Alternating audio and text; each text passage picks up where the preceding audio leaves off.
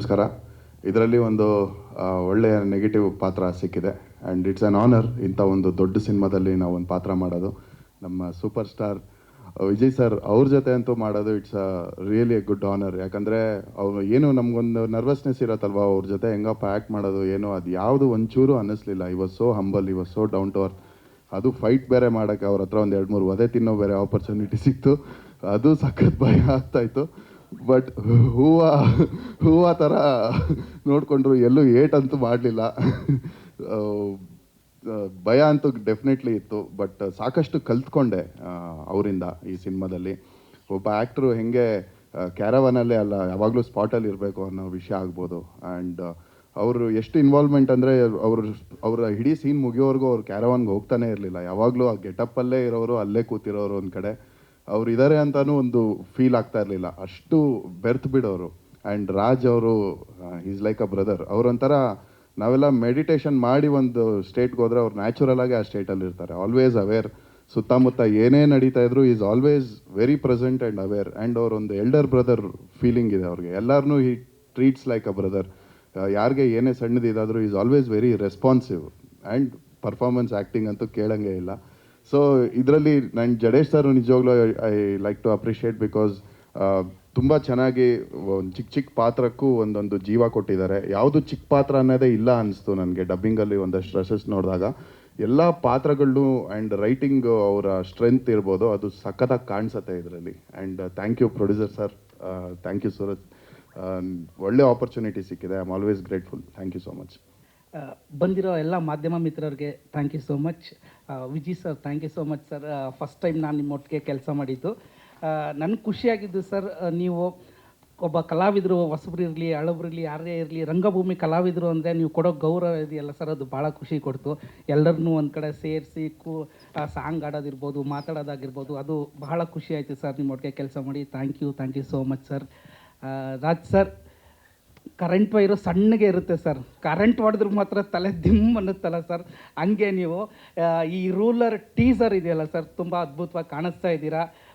ಆಮೇಲೆ ನಿಮ್ಮ hair style ಇಷ್ಟ ಆಯಿತು ಸರ್, ರೂಲರಲ್ಲಿ ಇಷ್ಟ ಆಯಿತು ಸರ್. ಸೊ ನಿಮ್ಮ ಆ್ಯಕ್ಟಿಂಗ್ ಬಗ್ಗೆ ಹೇಳೋಂಗಿಲ್ಲ. ನೀವು ನಮ್ಮ ಕನ್ನಡಕ್ಕೆ ನವಾಜುದ್ದೀನ್ ಸಿದ್ದಿಕಿ ಇದ್ದಾಗೆ ತುಂಬ ಅದ್ಭುತ ನಟನೆ ಇದೆ. ಹಾಗೆ ಜಡೇಶ್ ಸರ್ ತುಂಬ ಅದ್ಭುತವಾದ ನಿರ್ದೇಶಕ. ಯಾಕಂದರೆ ನಮ್ಮ ಮಣ್ಣಿನ ಕಥೆನ ತುಂಬ ಅದ್ಭುತವಾಗಿ ಹೇಳ್ತಾರೆ. ಅವರು ಮೂರ್ತಿ ಚಿಕ್ಕದಿರ್ಬೋದು, ಕೀರ್ತಿ ದೊಡ್ಡದು. ಯಾಕೆಂದರೆ ಇಡೀ ಎಂಟೈರ್ ಸಿನಿಮಾದಲ್ಲಿ ತುಂಬ ದೊಡ್ಡ ಕಲಾವಿದರನ್ನ ಹಾಕ್ಕೊಂಡು ಹ್ಯಾಂಡ್ಲ್ ಮಾಡಿಕೊಂಡು ಸಿನಿಮಾ ಮಾಡಿದ್ದೀರಾ ಸರ್. ನಿಜವಾಗ್ಲೂ ಅದು ಮೆಚ್ಚಲೇಬೇಕಾದಂಥ ವಿಷಯ. ಇನ್ನೂ ದೊಡ್ಡ ಮಟ್ಟಕ್ಕೆ ಬೆಳಿಬೇಕು, ಇನ್ನೂ ದೊಡ್ಡವ್ರ ಜೊತೆ ನೀವು ಕೆಲಸ ಮಾಡಬೇಕು. ಥ್ಯಾಂಕ್ ಯು ಸೋ ಮಚ್ ನನಗೆ ಇದರಲ್ಲಿ ಒಂದು ಅಪಾರ್ಚುನಿಟಿ ಕೊಟ್ಟಿದ್ದಕ್ಕೆ. ಹಾಗೆ Suresh sir, after long time ಮತ್ತೊಂದು ಸಿನಿಮಾ ಮಾಡಿದ್ದೀರಾ, ಲ್ಯಾಂಡ್ ಲಾರ್ಡ್. ಈ ಸಿನಿಮಾ ನಿಮಗೆ ಇನ್ನೂ ದೊಡ್ಡ ಸಕ್ಸಸ್ ಕೊಡಲಿ ಅಂತ ಮನಸಾರ ಹಾರೈಸ್ತೀನಿ ಸರ್. ನಿಮಗೂ ಕೂಡ ಒಳ್ಳೆಯದಾಗಲಿ.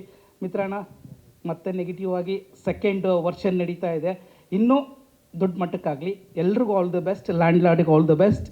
Thank you so much. ನನಗೂ all the best. Thank you. ನಿಮಗೂ ಆಲ್ ದಿ ಬೆಸ್ಟ್. ಎಲ್ಲರಿಗೂ ಕೂಡ ಒಳ್ಳೆಯದಾಗಲಿ. ಮತ್ತು ಸಾಕಷ್ಟು ಕಾರ್ಯಕ್ರಮಗಳು ಮಾಡೋಣ.